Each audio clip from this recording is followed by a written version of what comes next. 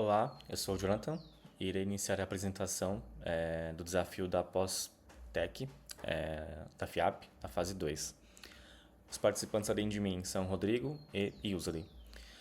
Bom, o objetivo desse trabalho foi otimizar o modelo de rede neural que realiza a predição de pacientes com diabetes, que fizemos na fase 1. Para isso, deveríamos usar de algoritmo genético para otimizar o modelo, além de integrar capacidades de processamento de linguagem natural, como LLMs.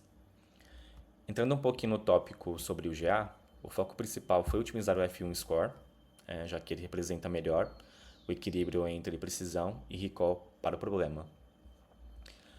Nós usamos uma arquitetura baseada em módulos bem definidos e separados. Então, por exemplo, nós temos o módulo de geração de população, que gera indivíduos de forma aleatória, né, dentro de um espaço de busca. Temos também um módulo de fitness, que calcula o F1 score do modelo treinado, né, com base nos parâmetros do indivíduo. Temos também um módulo de seleção, que ele combina o elitismo, então ele preserva o melhor, né, então o indivíduo elite, e também combina ali com uma seleção por torneio. E também temos um módulo de mutação, que gera, que ele introduz, né, uma variação aleatória para explorar novas regiões do espaço. E também o módulo de crossover, que ele gera novos indivíduos, né, a partir de pais. Então, gera filhos a partir de pais indivíduos. Com essa arquitetura, nós tivemos as vantagens, né, e os ganhos de ter um código reutilizável e testável, né? Então, nós fizemos os testes unitários de forma isolada, independente dos módulos. Também tivemos uma vantagem de ter uma fácil manutenção e extensão. E os componentes, eles são fáceis de serem ajustados de forma independente. A função que gera indivíduos, falando um pouquinho mais sobre, ela representa uma configuração dos hiperparâmetros do modelo, incluindo número de camadas ocultas, número de neurônios, a taxa de aprendizado e a função de ativação. E agora falando um pouquinho sobre os experimentos. Nós documentamos os experimentos em Jupyter Notebook. Os primeiros experimentos nós reduzimos bastante o espaço de busca e focamos em limitar o custo computacional, né? Então evitando configurações muito excessivas. Então podemos ver o tamanho de população 5, gerações 10. E o segundo experimento também, ele aumenta um pouco, mas ainda não de forma tão expressiva. Então tivemos ganhos bem mínimos no F1 Score. E o experimento 3, utilizamos um espaço de busca mais amplo para entender o comportamento do algoritmo e o impacto computacional, que também foi onde nós tivemos o melhor fitness, o melhor resultado. Então, também como resultado, nós identificamos um melhor indivíduo do experimento 3, que representava uma rede com duas camadas ocultas, né? Então, aqui, neurônios 32 por camada, um learning rate 0.01 e a ativação ReLU. Na prática, nós convertemos esse indivíduo para a configuração, né, do modelo para utilizar com integração com LLM. O custo computacional, como conclusão, o algoritmo genético ele trouxe ganhos reais, né, porém modestos no F1 Score. O custo computacional e a complexidade do GA, né, tem que ser levado em conta ao avaliar esse ganho, se esse ganho compensou. Então agora o Rodrigo irá seguir com a apresentação sobre LLMs e a integração que nós fizemos.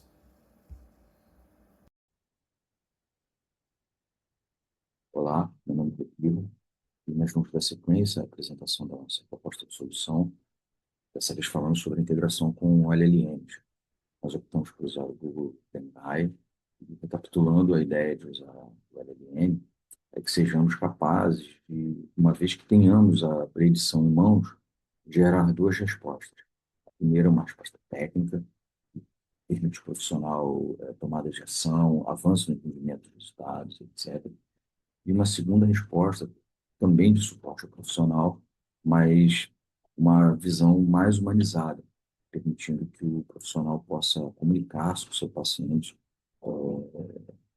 de forma, de fato, mais humana, dada eventualmente a gravidade de resultados, etc. A gente vai, eu vou mostrar como isso foi implementado.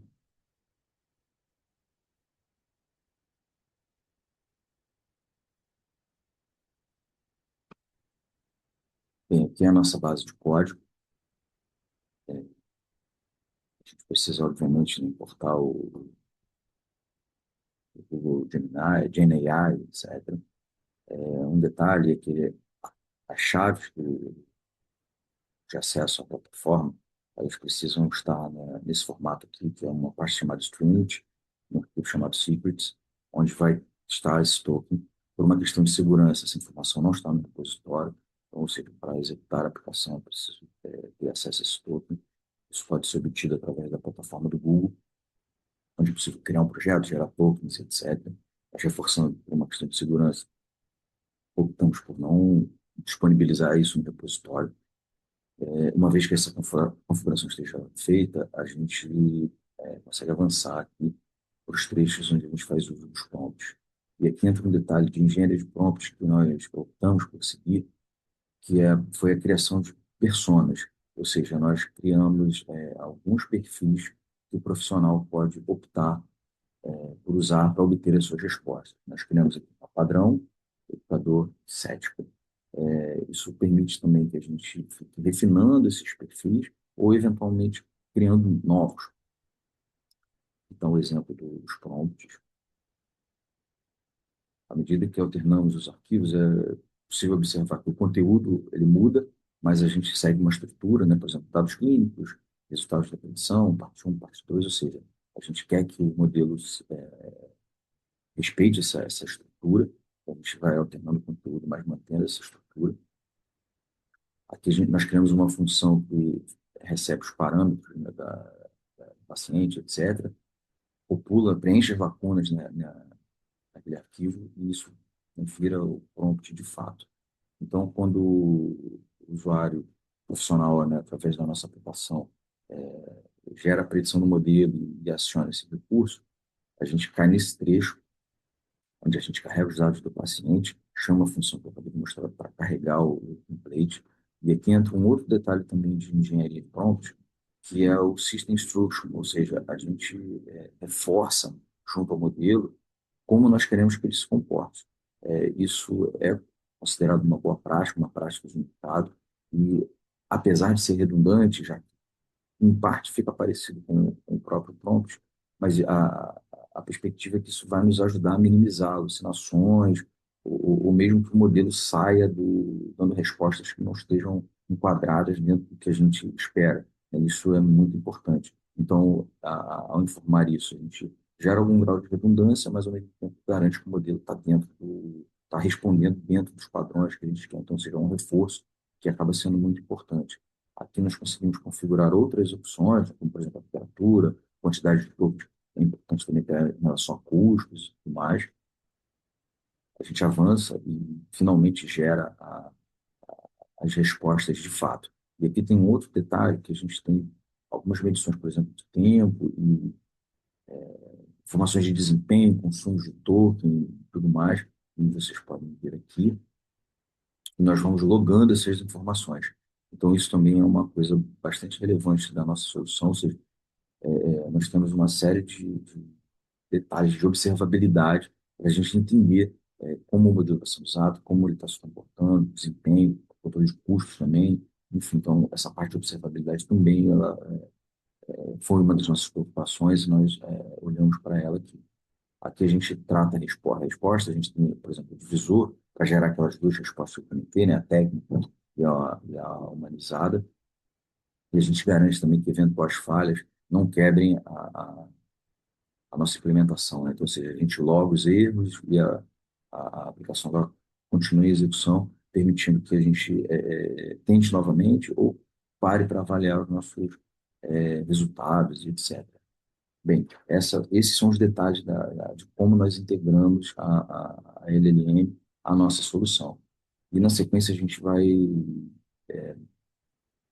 observar como isso é usado de fato na aplicação usando o Streamlit, ou seja, mostrando como o profissional pode usar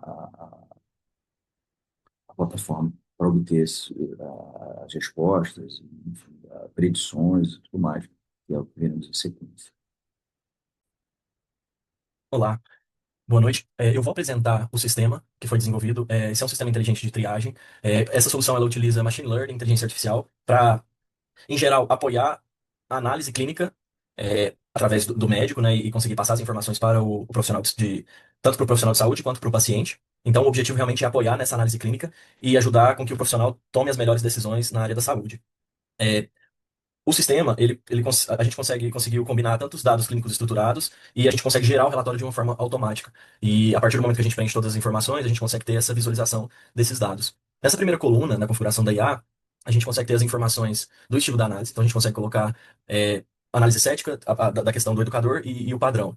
Nessa segunda coluna, nós temos os dados do paciente, no qual a gente consegue preencher todas as informações do paciente, gênero, tanto masculino quanto feminino, que a gente colocou, a idade do paciente, se o paciente tem hipertensão ou alguma doença cardíaca, se o paciente tem histórico de fumo, então aqui a gente consegue contemplar todas essas informações, ou até mesmo se não, se o paciente nunca fumou, a gente consegue ter essa categorização. Além disso, conseguimos colocar o IMC, que é o índice de massa corporal, a gente adiciona essa informação no cálculo da IA para poder retornar as informações, a hemoglobina, glicada a informação, a glicose do sangue, e a gente tem o processamento do diagnóstico também. Além disso, para poder complementar, na terceira coluna, a gente tem aqui o que o sistema fará. Então, ele vai receber todos esses dados estruturados e vai realizar o modelo otimizado, utilizando XGBoost e Random Forest como informações que a gente usou para desenvolver toda a aplicação. A geração de textos, quando dá o diagnóstico final, a gente tem, usamos o Gemini, né? O resultado numérico será enviado para um LLM, que é o Gemini, que foi explicada, essa informação também foi explicada agora há pouco. E a gente tem a saída dupla, que é o quê? A gente tem informação, o relatório técnico para o profissional de saúde. Ele tem todas essas informações listadas para ele e tem a explicação acessível para o paciente, que é para facilitar essa passagem de conhecimento para para o paciente, para que o paciente tenha essa visão. E aí o profissional de saúde ele consegue ter ficar mais, ter essas informações de uma forma mais clara e resumida para passar para o profissional, para o paciente da melhor maneira. É, aproveitando aqui, já fazendo um exemplo do sistema rodando, então vou preencher a informação do cético, o paciente do sexo feminino, do gênero feminino, idade 45 anos, nunca fumou, o IMC 27,5, hemoglobina 5,80 e a glicose no sangue 120. O botão de processamento, de diagnóstico, onde busca as informações conforme eu expliquei.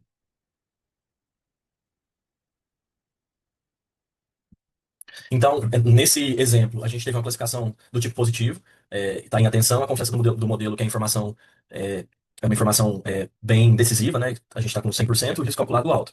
Então, um exemplo nesse exemplo específico, a gente tem um relatório técnico. Então, eu vou ler aqui para deixar a informação mais clara. A análise dos dados clínicos do paciente feminino 45 anos, em conjunto com a predição de alto risco para diabetes, com 100% de confiança do modelo, exige uma avaliação crítica e cautelosa. A validação cruzada dos dados bioquímicos. é, esse valor se enquadra na faixa de pré-diabetes, de acordo com a diretriz da regra de diabetes esse eixo. A glicose de glicose em jejum, ele também se enquadra na faixa de pré-diabetes. Se for uma glicose aleatória, é um valor elevado que merece também atenção. Então, a consistência, ambos os marcadores bioquímicos da hemoglobina e glicose são consistentes entre si, apontando para uma condição de pré-diabetes ou um risco aumentado, e não para um diagnóstico de diabetes franco, com base apenas nesses valores isolados. Aqui a gente tem também a análise do IMC, que classifica o paciente como sobrepeso, e explica o motivo, né, e também mostra o quanto esse risco é elevado. As possíveis interferências e necessidades de repetição de exames. Então, é crucial que sobre o status do jejum, né, se o paciente fez ou não no jejum, as variações do laboratório, os fatores transitórios, essa informação é muito importante também, e as condições que afetam a HbA1c. Logo, a gente colocou a informação também de sugestões de exames confirmatórios, para garantir que o exame foi bem sucedido e que as informações que foram inseridas também tenham um resultado efetivo, né? Repetição de glicose, teste oral de tolerância à glicose, frutosamina, e logo embaixo a gente tem a predição de alto risco, que é que é a informação definida. Aqui a gente consegue também ter os dados brutos, né, em formato de JSON. E temos aqui a visão do paciente, que é a visão mais humanizada, que passa uma visão menos, entre aspas, técnica para o paciente, mas passa uma visão mais tranquila, mais lúcida, né, de uma forma mais transparente, mais tranquila. Então, resumidamente aqui, o paciente cliente, né, indica que há alto risco para diabetes, e é natural ter algumas preocupações. Quero que saiba que estamos aqui para analisar isso com muita calma. É, o próprio médico consegue mostrar a importância do resultado, passa as informações do quanto é importante, foi importante o teste, do que foi usado, né? As informações dos exames e os próximos passos para que o paciente consiga realizar as atividades e ir remediando a situação ou até mesmo saná-la, né? E aqui a gente tem o botão de copiar o texto para o prontuário, se o médico quiser jogar em outra ferramenta, para facilitar essa transição. Muito obrigado.